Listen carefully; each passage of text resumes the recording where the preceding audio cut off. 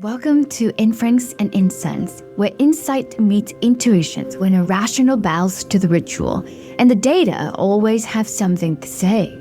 We, two data scientists, exploring one big question each week, taking turns surprising each other with a mystery guest and a live reading. Each week, our questions is equal parts over-analysis and random curiosity. This one starts something like this.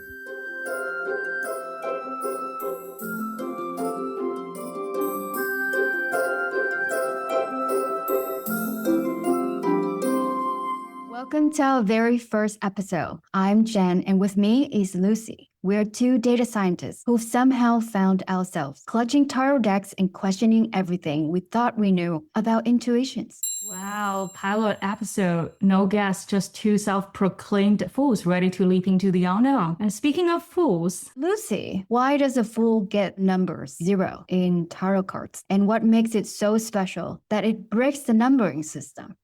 there are a lot of fun stories about this, and traditionally there are two places where the 0 or the fools can be placed, either in the beginning or the number 11 between two cards. In tarot system, the fool represents the beginning of a journey. You hear the terms like fool's journey or hero's journey. Literally, 0 represents unlimited potential and the state before manifestation. It symbolizes the beginning of every journey.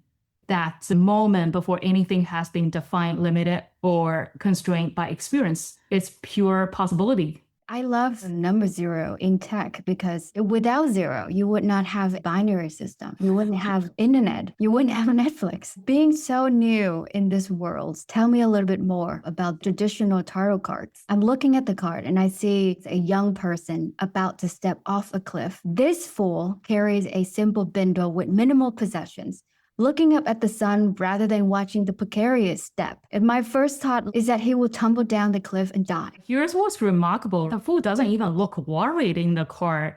He's so innocent. This serene confidence, this profound trust that whatever comes next. Yeah, and it's really head scratching, right? I also see a dog in this picture next to this fool in this card. That's a really good catch. So traditional system, there's always white doggy following the fool, and then the dog is barking.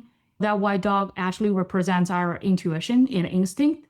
That inner voice barks warning when they're about to make questionable decisions. The fool is standing on a cliff, about to leap into the unknown. Like, is it dangerous? And then, is it trying to hold the fool back? Probably not, because he looks quite positive as well.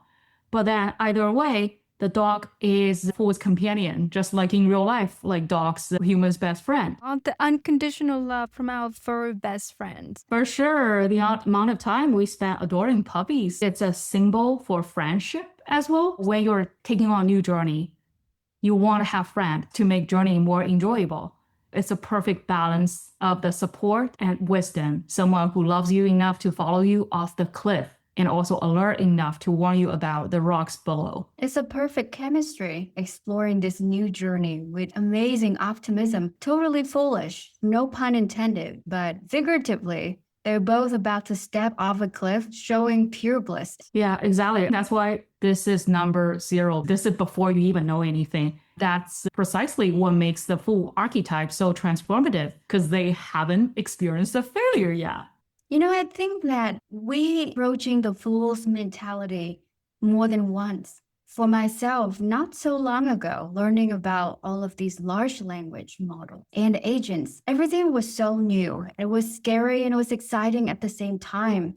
There's a lot of talk about how would this replacing data in every job in the market as you know it.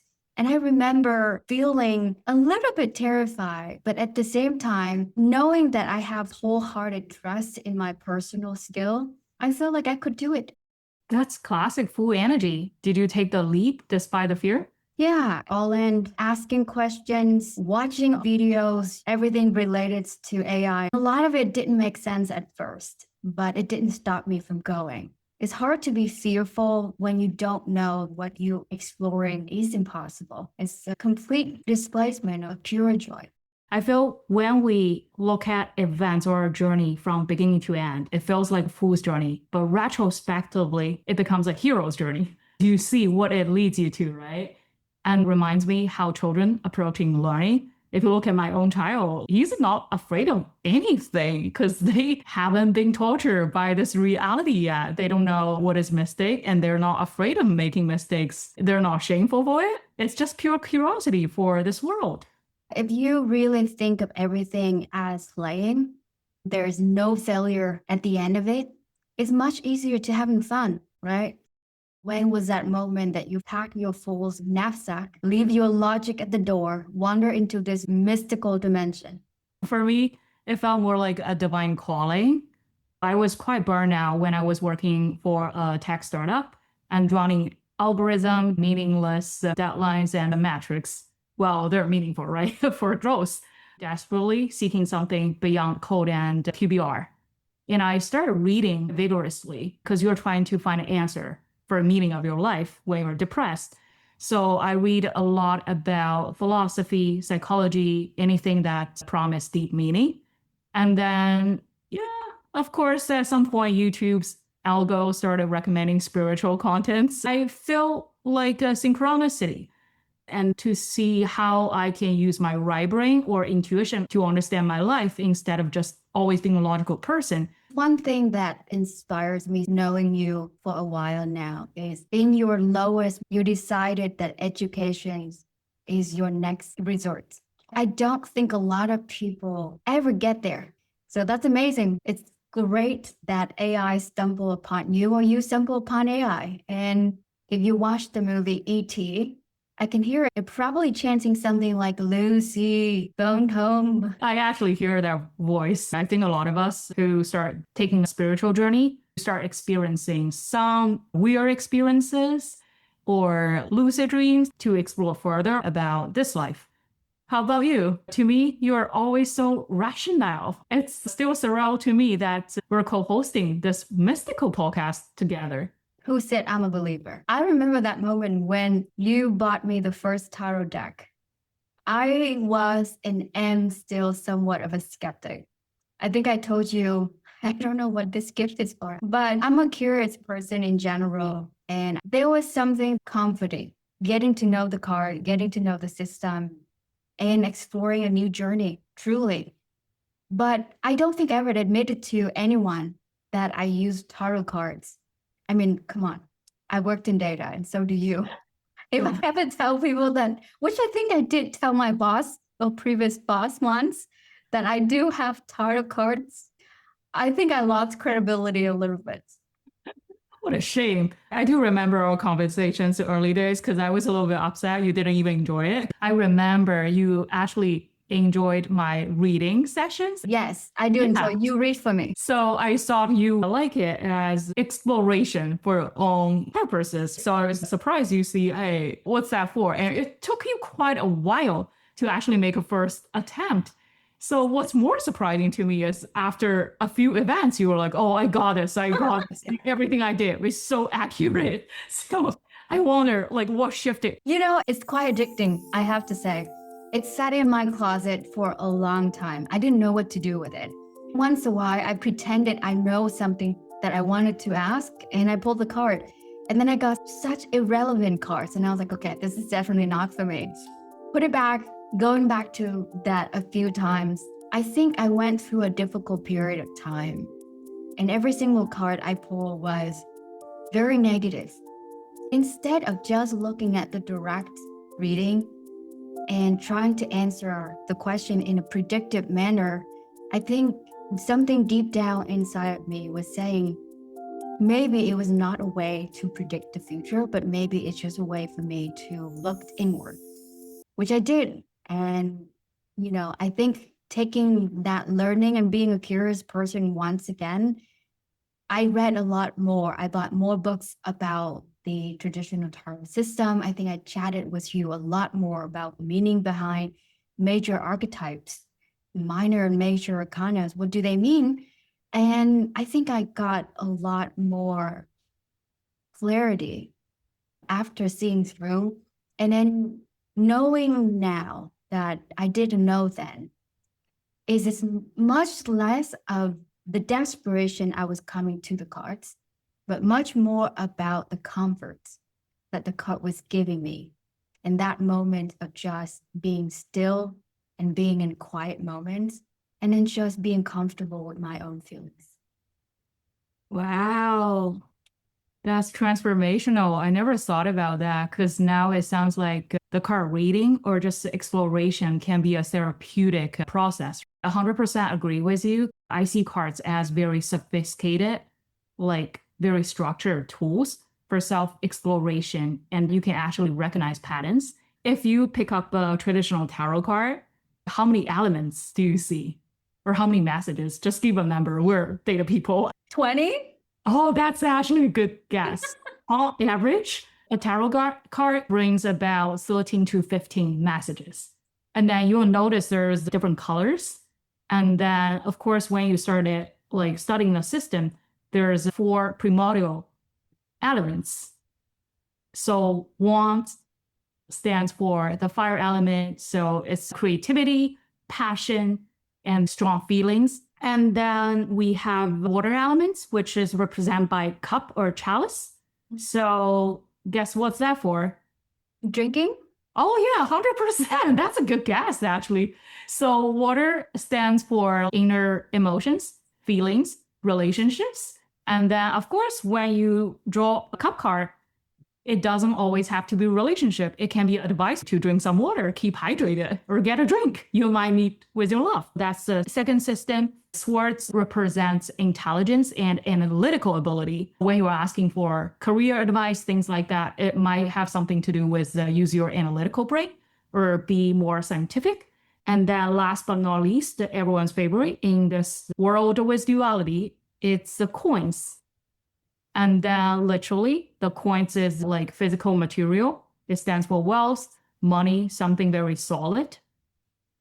Later in the shows, we'll also connect these systems with more traditional like astrological systems and then other element systems. But I just wanted to give you a quick preview on how rich tarot is, showing different patterns.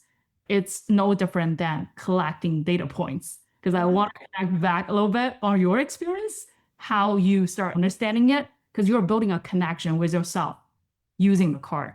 And then over time, you're collecting data points. What does it mean? What does it mean to me? You start picking up the patterns, and then what does the element mean to you specifically? So really, we're using the cards to build personal connection with yourself, that solitude.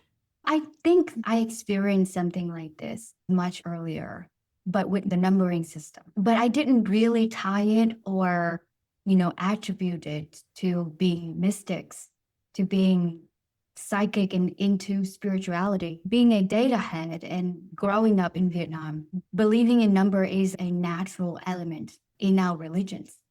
How the world and the cosmic language share an inner thread with you in a very subconscious way. I think I've always been aware and interested in it.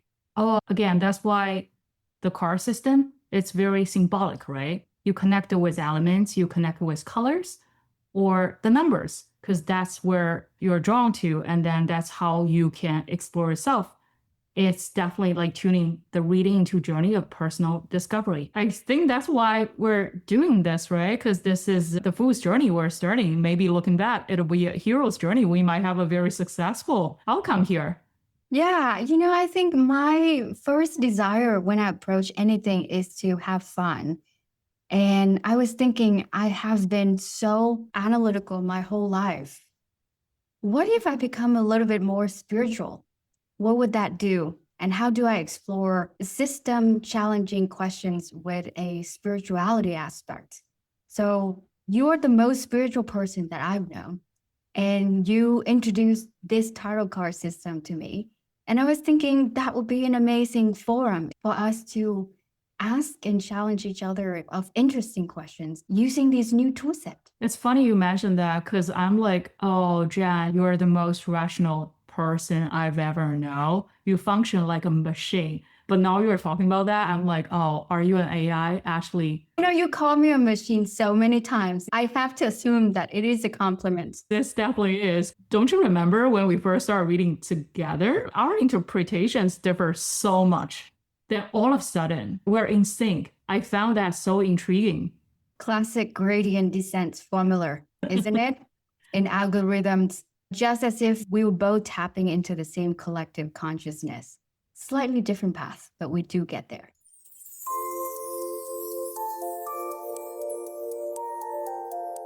All right. I thought it might be meaningful to pull some cards for our podcast. Let's shuffle and see what emerges for Inference and Incense. I forward. predict coins, lots of coins. Coins. Honestly, we were just talking about coins as a primer, like, Lots of wealth. yeah. I predict lots of wealth. I just want to be clear. We're not claiming that we can predict the future with any kind of scientific certainty. That's definitely not the point. We use tarot card as a tool for self-reflection. Hopefully surface patterns, uncover subconscious signals, and maybe hold space for intuitions to speak in metaphor.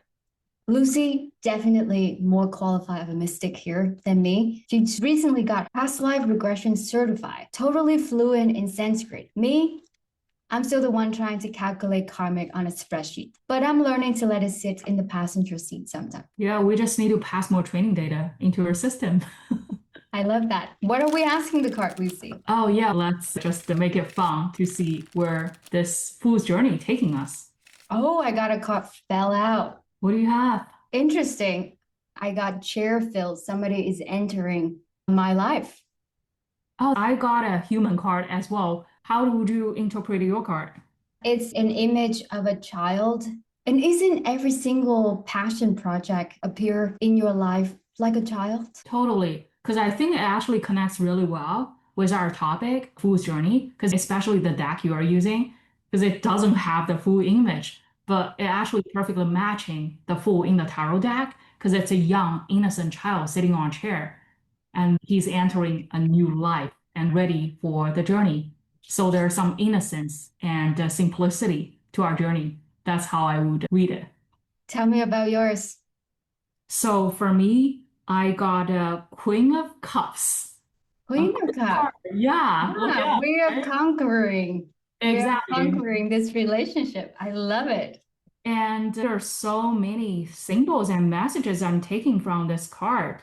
So first of all, there's a major and minor arcanas in tarot system, and this is minor because for us, this is our passion project on the side, right? Nothing too major for a moment, but still, it's a queen card. And I love the fact it's not any other element but cups, because again, cups represents emotional maturity, especially it's a queen. It's not a page or other human beings, and it's for intuition and nurturing. And that's our goal as well. I love that my card is a child and your card is a motherly figure. It's about the new relationship that we are having with this journey. Yeah, funny you mentioned the child too, because if I look at Queen of Cups of my deck, there's actually a child figure in the chair.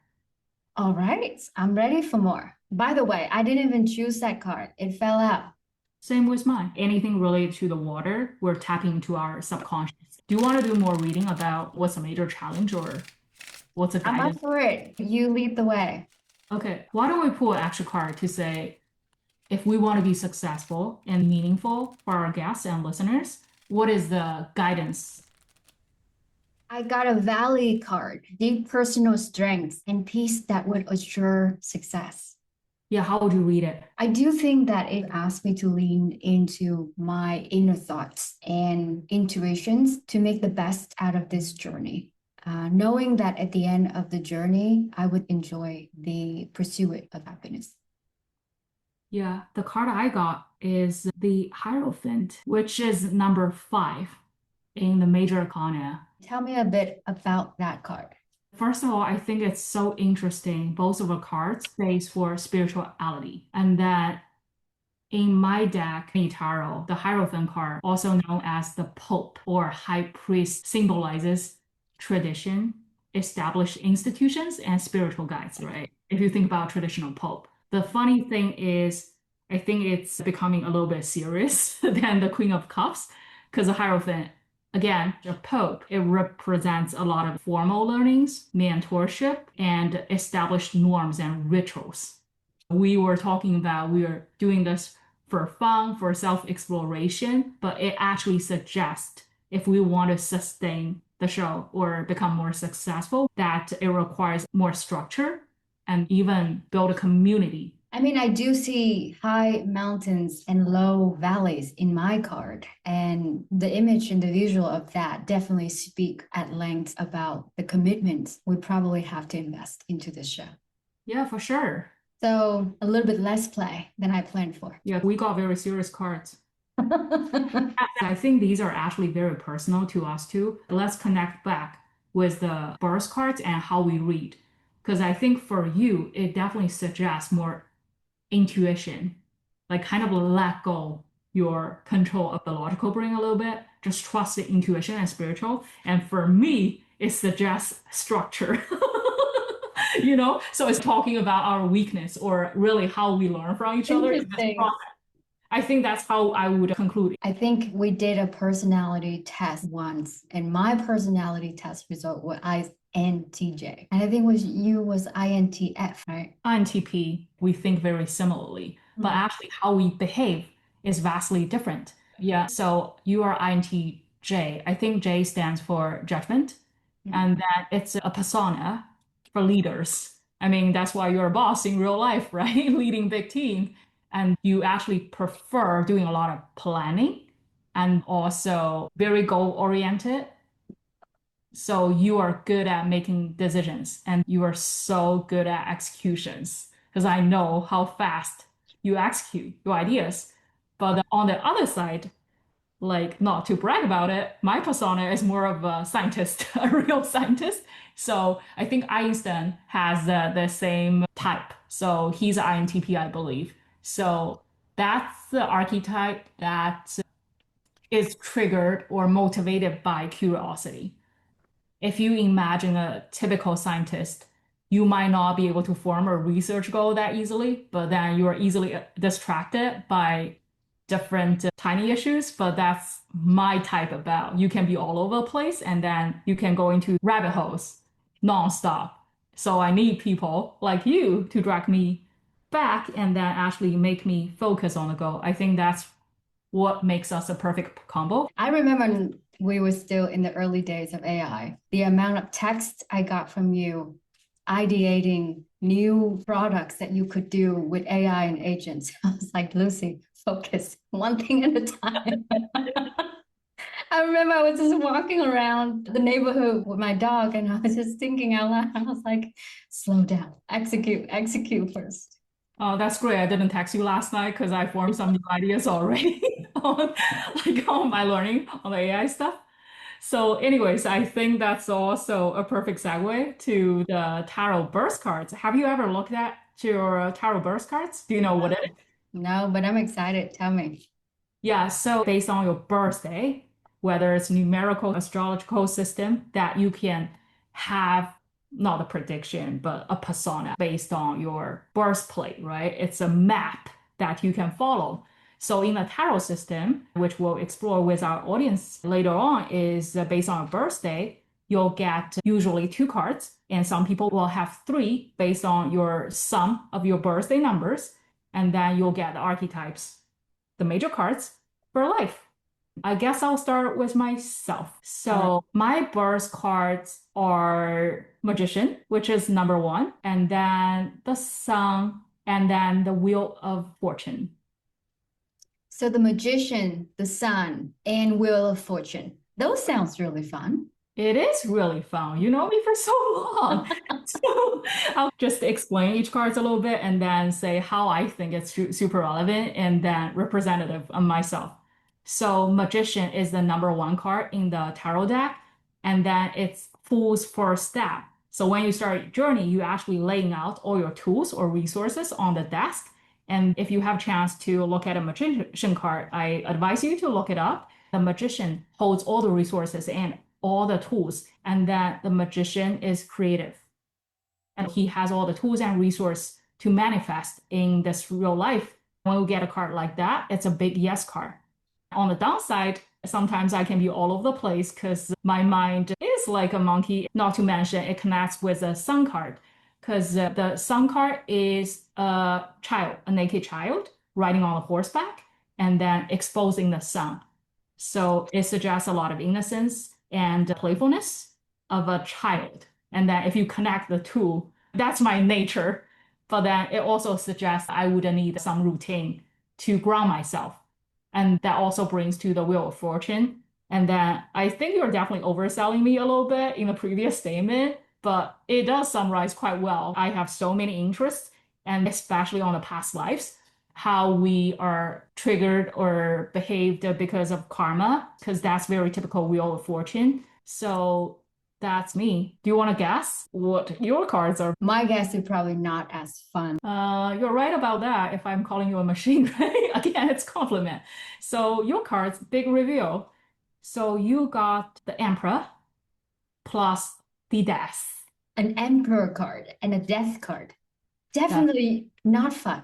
There's nothing fun about that. Yeah, it's fun for me, right? And then But why a Death card? Yeah, I'll start with the Emperor card. Emperor card is a male monarch who rules the empire, right? It's the father of the entire deck. It's a king of the deck. And when I see you, I mean, you're dominant. You think very rational, very logical. That's a typical father card. If you examine the card, the king is sitting a majestic chair, and then it's a perfect square. The square stays for structure, and that's you. In real life, you're literally leading a team of hundreds, right? That's a huge team.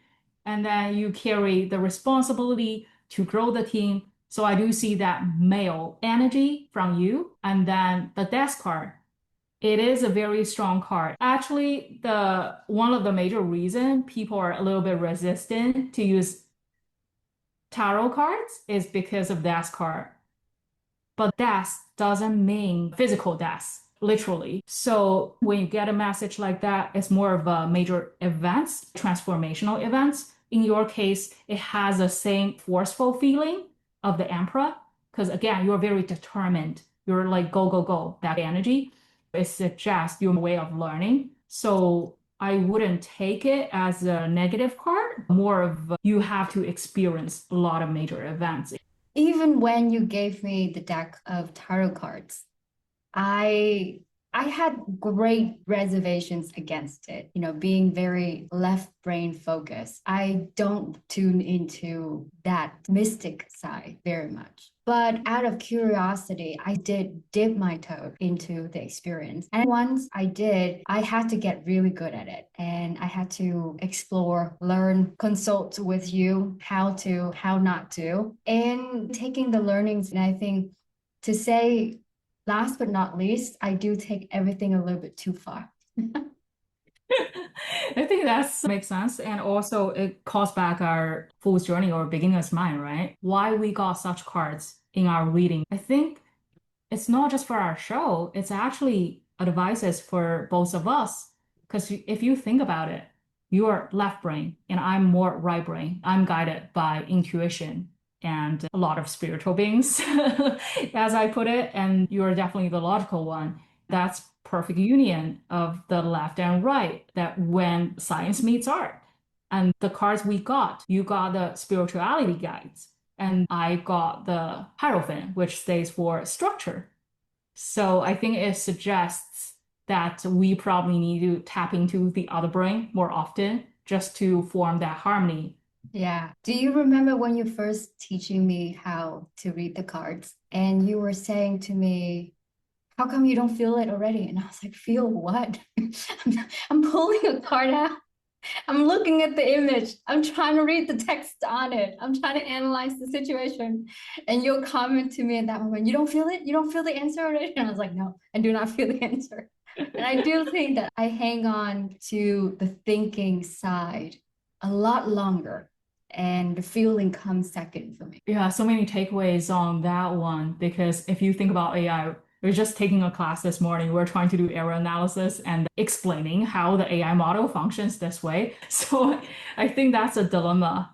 And the other thing, just to say how ridiculous you are as a logical person, I was going through trainings of past life regression. To begin with, you have to put your clients into trance, right? The way we do it is you start activating the right brain of the person. So a typical question you would ask, can you imagine a white pyramid? There are scientists that ask, oh, how many faces is that pyramid? Because you're definitely going to the wrong way. When you're using your left brain a lot, you're getting to the rabbit hole. We encourage you to activate your right brain when you come to the show, actually tap into that subconscious or intuition.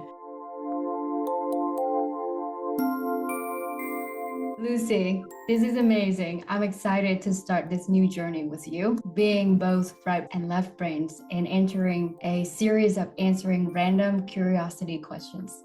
Well, hopefully we'll continue to stay curious, brave, and remember, every expert was once a beginner when the next adventure calls. Well, until next time, please join us for the next episode when we speak about when our gut is smart and when it is trauma. That's it for this episode of Inference and Incense, where intuition meets inference and meaning hides in the margin. If your question's still burning, good. That's how transformation begins. Follow, subscribe, light your candle, and we'll see you next time.